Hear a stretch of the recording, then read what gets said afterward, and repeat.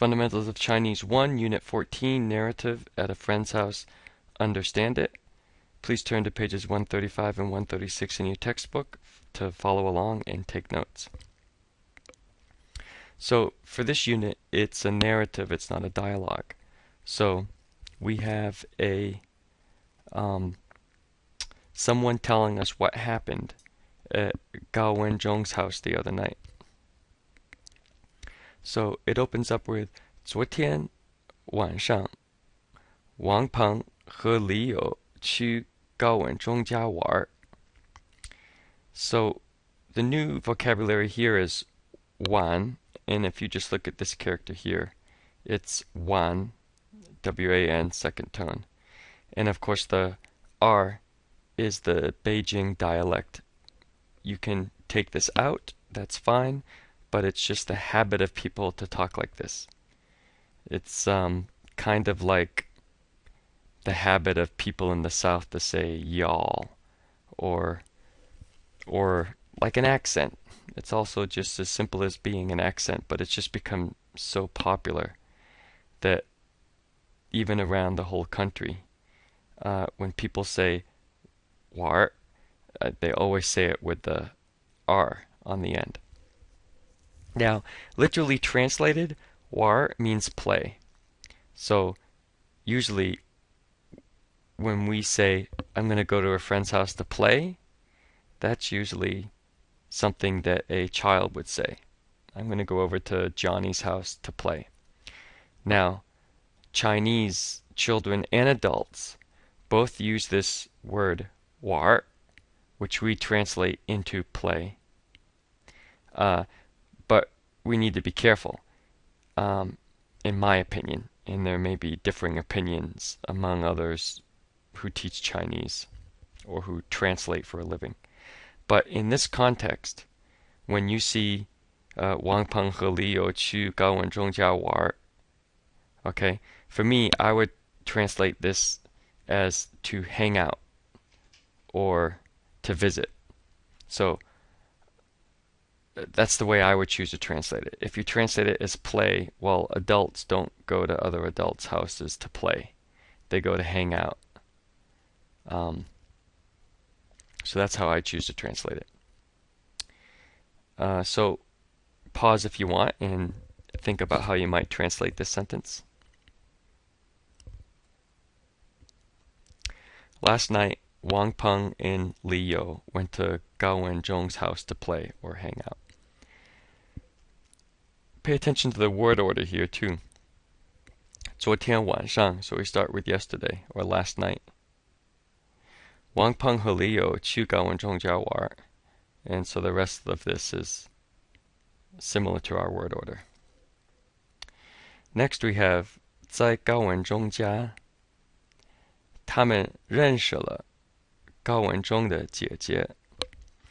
So you should know everything here except this le is appearing for the first time, I believe. Le is a dynamic particle signifying the completion of an event. I highly suggest that you go into the textbook and review, I believe it starts on page 137 in your textbook, and review the grammar point for the use of le. And the explanation of le actually goes on for 2.5 pages. There's 2.5 pages of explanation for le. So I suggest that you go have a look at that. I guess in its most simple form, at least here, le makes this verb into something that actually was completed. And so last night, last night, Wang Peng and Li You met Gao Wenzhong's older sister. And so once they reached their hands out and shook her hands and said, nice to meet you, once they did that, then the action of to meet was completed. It happened, it occurred. And that's what the le is telling us. You can say it's a past tense. you put this on the end of a verb and it makes it past tense, but you can't. This is a warning. Pay attention. Pay close attention for a second. Snap out of any trance you might be in for a moment and listen closely. You cannot just add le on the end of a verb to make it past tense. Though sometimes it is done that way, but if you globally do that, you're going to get yourself into trouble. So I highly suggest you take a look at the grammar explanations on pages 137, 138, and 139 that kind of discuss what le is doing. But just for simplification, it's telling us that this 认识 action occurred. So pause for a minute and see if you can come up with a good translation for that sentence. At Gao Wenzhong's house, we met Gao Wenzhong's older sister. 在高文中家，他们认识了高文中的姐姐。他们, so this was a mistake. They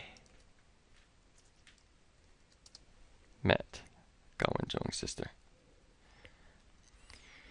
Next we have 他叫高小英，在学校的图书馆工作。So you should be comfortable with everything here except 图书馆. And 图书馆very simply is library. So with this information, pause if you want and try and come up with a translation for this sentence. And if you came up with her name is Gao Xiaoyan, she works at the school library, then you would be correct. Let's move on. 他请王鹏喝茶，王鹏喝了2杯。Okay, so here you have 请. Now, in this context, you see 请, but no one's inviting someone out to a restaurant or to a movie and offering to pay for it. So, to see this 请 here, they're at Gao Xiaoyan and Gao Wenzhong's house. And Gao Xiaoyan offered some tea. So you see Qing is here, invited. She invited Wang Peng to have some tea. So just pay attention to the broadness of the use of Qing. It can be used here where she invites someone in her house to have a beverage, but it can also be used when you want to treat someone to eat or go to a movie or what have you. Wang Peng 喝了2杯. So he completed an activity twice. And that's why we have the le over here. Pause and think about how you might translate that.